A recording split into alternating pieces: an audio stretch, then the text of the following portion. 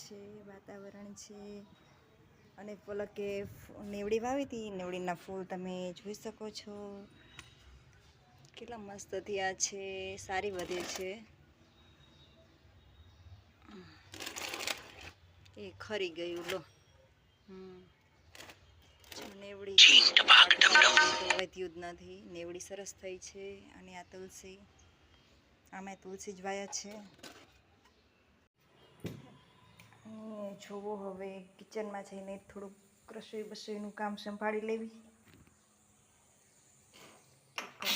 દાળ તૈયાર, હવે વઘારી નાખવી. માટલામાંથી ટપક ટપક પાણી ચાલુ જ છે.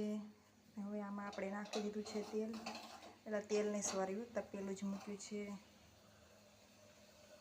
આમાં બધા ગરમ મસાલા રાખું છું ટેસ્ટ માટે. જો કપડાં સુકાઈ ગયા છે, લઈ લેવા પડશે, વરસાદ આવે. ચાલો હવે જો તેલમાં રાઈ ફૂટી ગઈ છે, તેલ ગરમ થઈ ગયું. હવે એમાં ગરમ મસાલો નાખી દઈશું.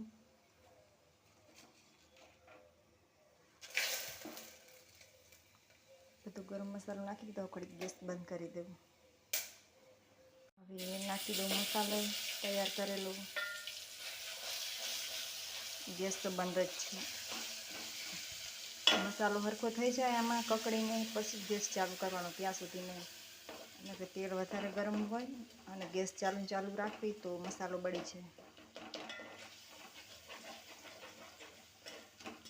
કોને આવો મસાલો ભાવે કકડાયેલો અને બાજરાનો રોટલો. જો દાળ તો હવે પાણી પણ નાખી દીધું છે જરૂર મુજબ. હવે ગરમ થાય એટલે ઉતારી લેવાની. દાળ થઈ ગઈ તૈયાર. પણ આમાં મીઠું મેં અત્યારે નાખ્યું નથી, બાફી દાળ ત્યારે નાખ્યું હતું. પણ હવે જો એમને લાગશે ફલકને કે એના પપ્પાને ખાવામાં મોડું તો પછી થોડુંક લઈ લઈશ. એટલે અત્યારે હું નાખતી નથી. દાળ થઈ ગઈ રેડી. દાળ થઈ ગઈ તૈયાર. હવે ગેસ કરી દીધો બંધ. હવે ડીશ નાખી દઈશ. બારે વરસાદ આવે એવું થયું છે એટલે પહેલાં કપડાં લઈ આવું. ચાલુ તો થઈ ગયા છે આમ જો.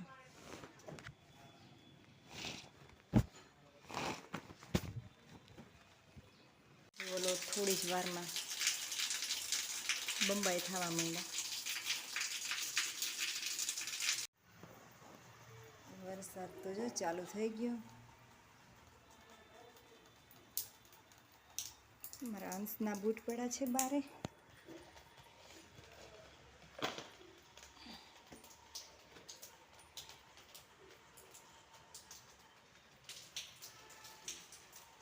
જો થયો છે ચાલો.